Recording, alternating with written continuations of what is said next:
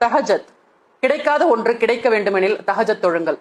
விதியில் இல்லாததை தஹஜத்தின் துவா விதியில் கொண்டு வந்து சேர்க்கும். தஹஜத்தில் செய்யப்படும் துவா இலக்கு தவறாத அம்பு போன்றது.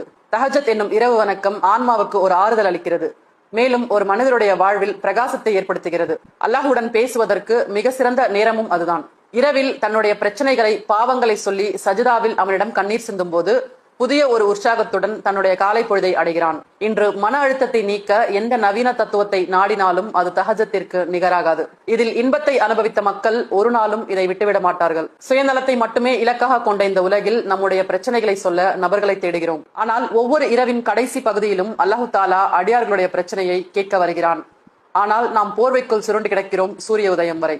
வாழ்க்கையில் ஒவ்வொரு நாளும் ஒவ்வொரு மனிதனும் ஏதோ ஒரு பிரச்சனையில் சிக்கிக்கொண்டு தீர்வை எங்கேயோ தேடுகிறான், தீர்வு அருகாமையில் உள்ள நிலையில். அத்தகைய மகத்தான தஹஜத் தொழுகையை தொடர்ந்து தொழக்கூடிய பாக்கியத்தை அல்லாஹு தாலா நம் அனைவருக்கும் தந்தருள்வானாக.